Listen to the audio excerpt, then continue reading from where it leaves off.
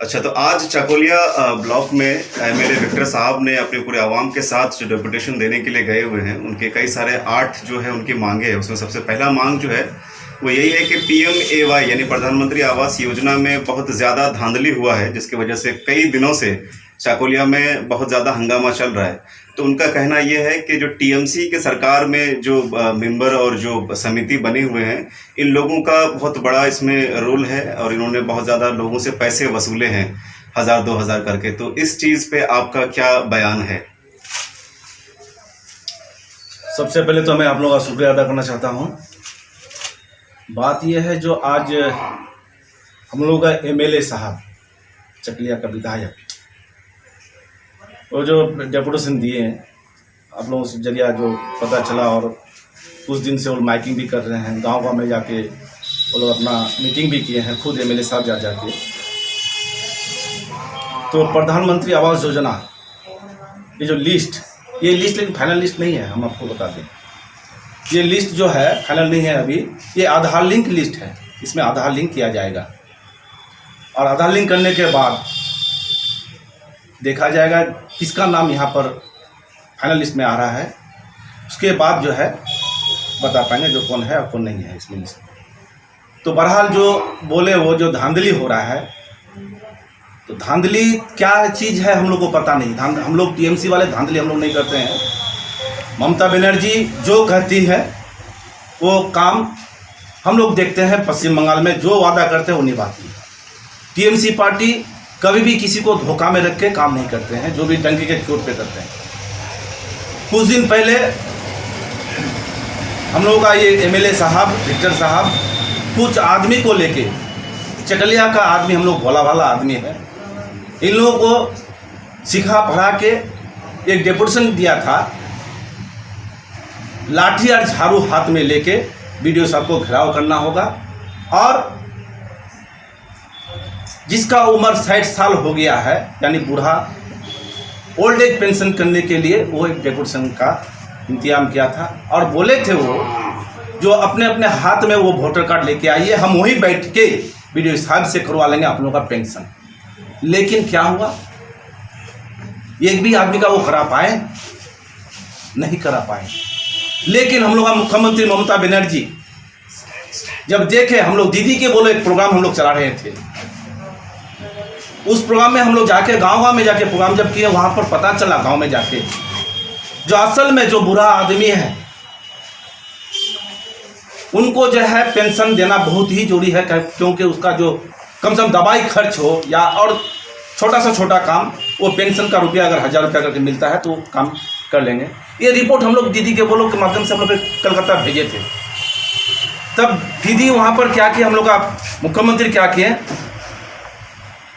रातों रात फिनांस मंत्रालय को लेकर बैठ के वो क्या स्कीम एक निकाले, जय बांग्ला जय जौहर, जिसके तहत SC और ST जितने भी 60 साल के उम्र के आदमी थे सबको जो है वो पेंशन मिल रहा है।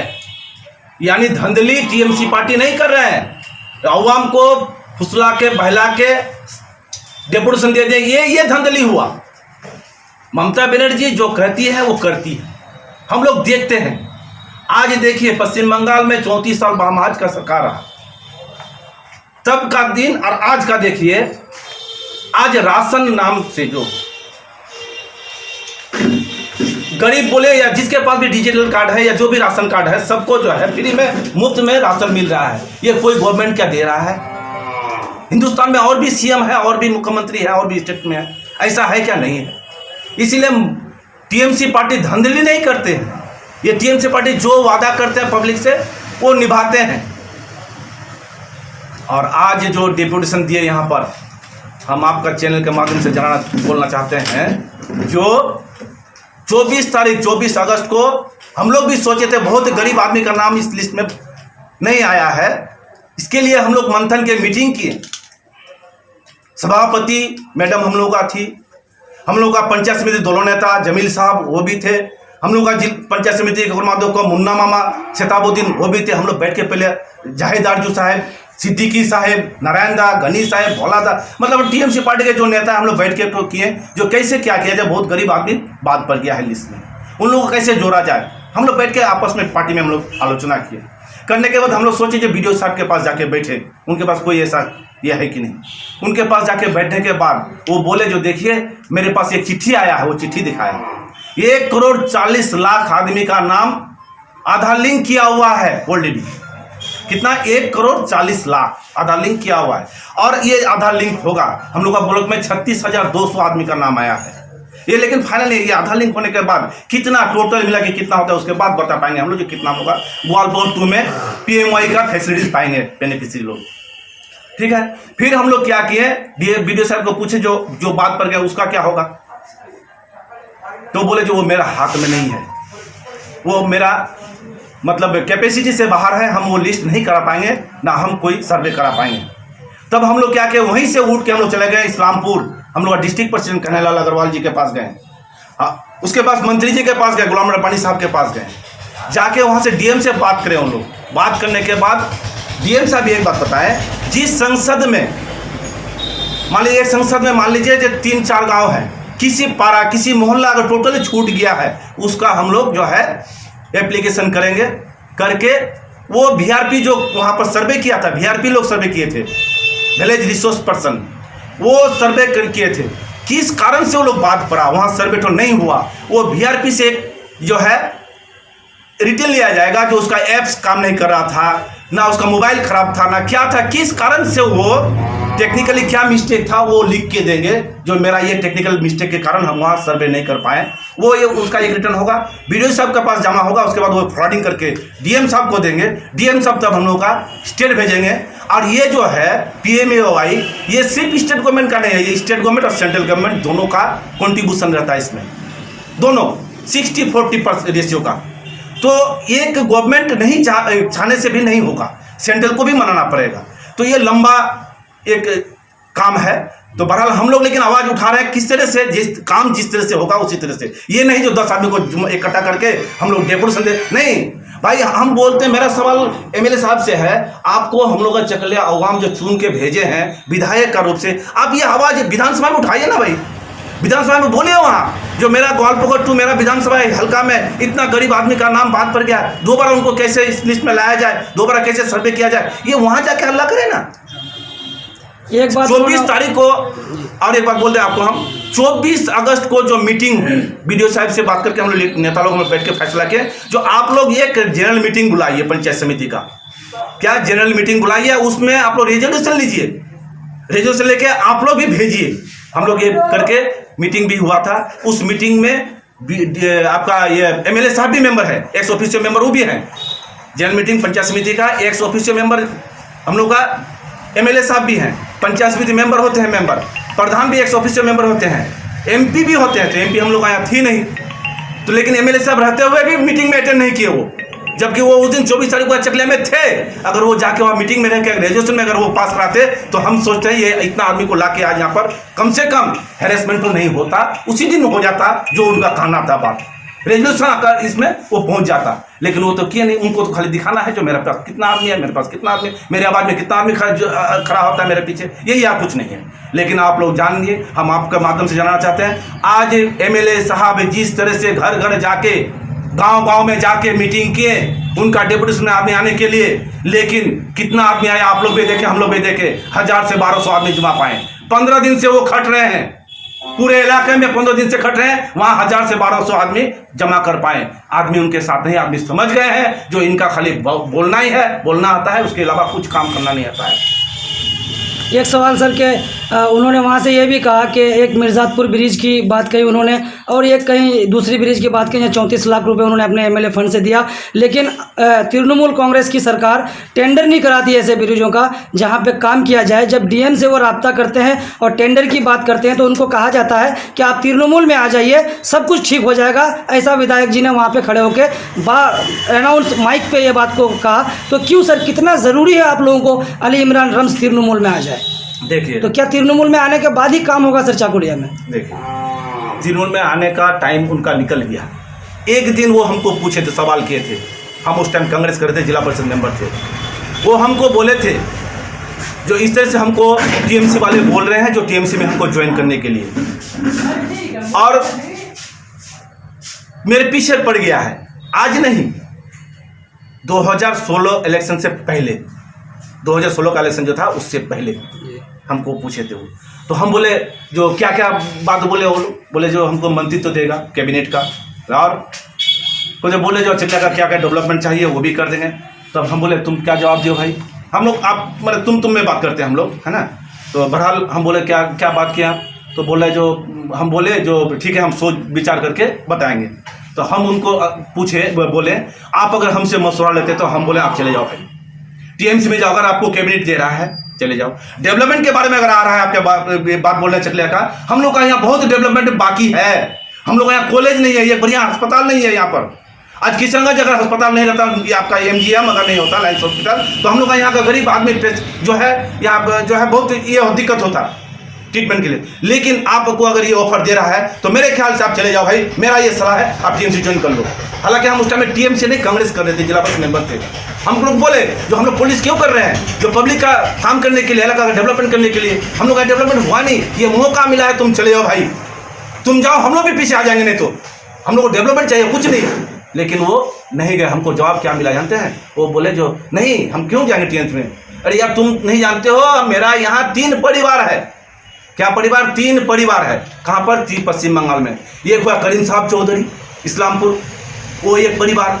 एक परिवार हो गया चकलिया, हम लोग का रमजान साहब परिवार, रमजान अली साहब मरहूम, उनका परिवार। और एक हो गया गनी खान चौधरी मालदा। ये 3 परिवार का उदाहरण हमको दिए थे। वजह हम लोग अपने अपने जगह में हैं। ये 3 परिवार, एक तो हम लोग का रॉयल परिवार है। हम लोग यहाँ से MLA हम जो होके आते हैं, अगर हम दूसरा पार्टी में चले तो अवाम क्या बोलेगा? मतलब अवाम तुमको स्वागत करेगा, डेवलपमेंट करने, डेवलपमेंट नहीं होगा तो कुछ तुमको भूल जाएगा। फिर आप देखिए करीम चौधरी साहब का, वो भी टीएमसी में आ गए, आए कि नहीं?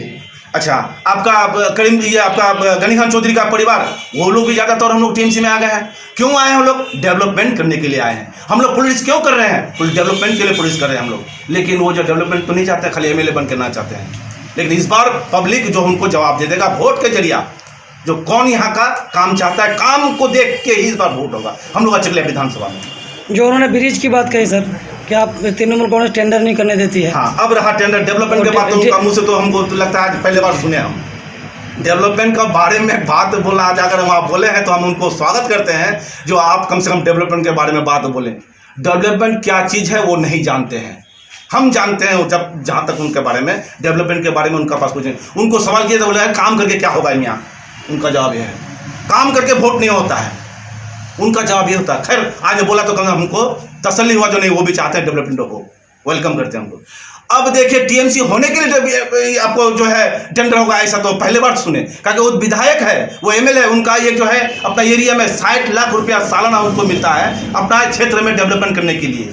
और वो रुपया वो कहाँ खर्च करेंगे वो तय करेंगे। और रुपया DM साहब के पास आते हैं, वो अपनी चिट्ठी देते, जो एक रिक्वेस्ट देते जो मेरा फंडा काम करना है, DM साहब वहाँ जाके एस्टिमेट कराएंगे, इंजीनियर को देके टेंडर कराएंगे। वो काम DM का है, टेंडर करना नहीं करना। लेकिन DM को तो डोरमेट बोल के गए सर कि आज दरवाजे के बाहर जो कपड़ा लटका हुआ रहता है, DM उसी तरह से है। सरकार के पक्ष में DM है। मैं जब उनको बोलता हूँ टेंडर की बात, तो वो भी ये कहते हैं कि आप तृणमूल में आ जाइए, सब कुछ हो जाएगा। मेरा सवाल यही था। नहीं, अब DM साहब क्या बोले और वो क्या बोले, वो दोनों ही बता पाएंगे। हम लोग तो उस टाइम है नहीं, उस समय हम लोग थे नहीं। लेकिन एक बात आपको बता दूं, कुछ दिन पहले ये वीडियो वायरल हुआ था। हम लोग प्रशांत किशोर जी एडवाइजर है अभी, किस तरह से चुनाव लड़ा जाएगा, वो अपना एक IPAC टीम है, उनको लेकर काम कर सर्वे कर रहे हैं। कहाँ हम लोग का TMC का कितना वोटर्स क्या है, वहाँ का अवाम क्या चॉइस है, ये सब उन लोग का काम है, उनका काम है। कुछ दिन पहले देखे थे जो वो ना के प्रशांत किशोर जी ना क्या उसको बोले ऑफर किए थे आ जाओ TMC में। और 3 जो है क्या कहते हैं मिनिस्ट्री है, वो 3 में से किसको आपको पसंद है वो चुनिए। लेकिन बाद में खंडन किया कौन?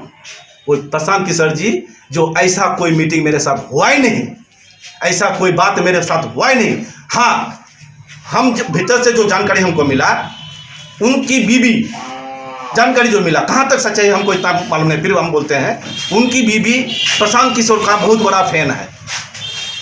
प्रशांत किशोर जी का बहुत बड़ा फैन, उनका बीबी कौन? MLA साहब का बीबी। वो जिस होटल में रहते हैं, प्रशांत किशोर जी जिस होटल में रहते हैं, वहाँ पर लोग गए थे उससे मिलने के लिए, गए थे। जिस होटल के बाद 5 तारा होटल के बाद बोल रहे थे 5 स्टार होटल, उसी होटल में प्रशांत किशोर जी रहते हैं, समझे कि नहीं। वहाँ मिलने के लिए गए थे, वहाँ मिलने के बाद गपशप हुआ, चाय पिया, पीने के बाद बोले जो हम क्या करेंगे, कौन सवाल किया प्रशांत किशोर जी से, एमएलए साहब ने सवाल किए जो हम क्या करेंगे।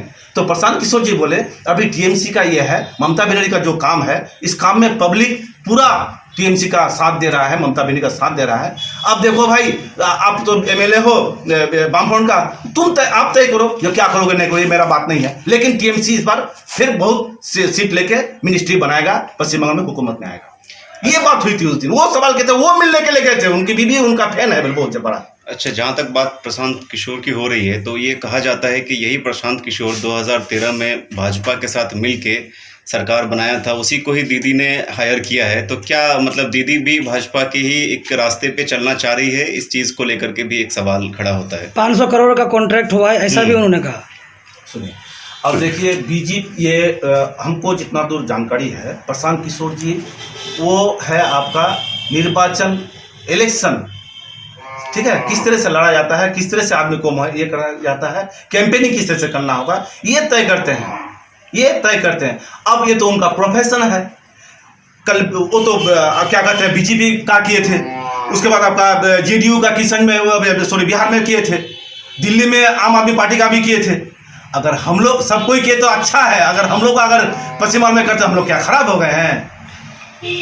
हमको तो यही पता चलता है जो ममता जी जो भी कर रहे हैं वो खराब है, और बाकी जो लोग कर रहे हैं तो वो ठीक है।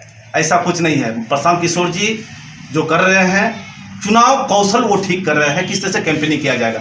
खटते तो हम लोग हैं भाई, हम लोग टीएमसी वर्कर्स, हम लोग खट रहे हैं, हम लोग पब्लिक के साथ हम लोग हैं। अच्छा, एक और बड़ा सवाल है कि जिस तरीके से बाहर, बंगाल के बाहर दीदी को जो है देखा जाता है, या फिर उनका नाम कहा जाता है कि ये ममता बेगम नहीं, ममता बेगम है, ये ममता बनर्जी नहीं है। तो इस चीज़ का मतलब कहने का ये है कि वो बंगाल में जो है मुस्लिम अपीजमेंट का पॉलिटिक्स करती है, सियासत करती है कि मुसलमानों को रुझाने का। तो इस चीज़ में कितनी सच्चाई है? और दूसरी बात ये है कि अभी जो स्टेट का जो लिस्ट आया, जिसमें जो कोऑर्डिनेटर्स और प्रेसिडेंट वाइस प्रेसिडेंट का लिस्ट आया, उसमें मुसलमानों का जो रिप्रेजेंटेशन है वो भी बहुत कम देखा गया। तो जहाँ एक तरफ बाहर उनको ये कहा जाता है कि ये मुसलमानों को ज़्यादा फेवर करती है, लेकिन यहाँ पे फिर देखा जाता है कि पार्टी में जो उनके ओहदे में लोग हैं वो बहुत कम है। तो इन दोनों बातों पर आपकी क्या राय है? देखिए ये इसमें मेरे एक ही जवाब है मेरा। ममता बनर्जी वो एक इंसान है, वो इंसान के लिए काम कर रहे हैं, अवाम के लिए काम कर रहे हैं। वो ना मुस्लिम ना हिंदू, ऐसा कुछ नहीं। हम लोग सब कोई पश्चिम बंगाल में जितना बंगाली है, हम लोग जितना बंगाली हम लोग सबके लिए वो सोचते हैं। आज देखिए राशन क्या हिंदू को दे रहे हैं खाली, ना मुसलमान को खाली दे रहे हैं, सबको मिल रहा है। स्कूल में बच्चा सबको साइकिल दे रहा है गवर्नमेंट हम लोग का। क्या वो क्या जात देख के दे रहा है या पार्टी देख के दे रहा है? क्या नहीं, जो स्टूडेंट स्कूल में पढ़ता है उसी को मिलता है। कन्याश्री किसको मिलता है? खाली क्या मुस्लिम को मिल रहा है या हिंदू भाई बहनों को मिल रहा है? नहीं तो सबको मिल रहा है, जो स्कूल में पढ़ रहे हैं वो सबको मिल रहा है। यहाँ जात पात का क्या बात हो गया भाई? हम लोग जात पात का कार्ड नहीं खेल रहे हैं, हम लोग धर्म का नाम से राजनीति नहीं कर रहे हैं, जात का नाम से हम लोग राजनीति नहीं कर रहे हैं। हम लोग भात का राजनीति कर रहे हैं। अवाम का पेट में किस तरह से भात दिया जाए, उसको कैसे काम दिया जाए, ये लोग इसके लिए हम लोग टीएमसी काम कर रहे हैं। बहुत बहुत शुक्रिया।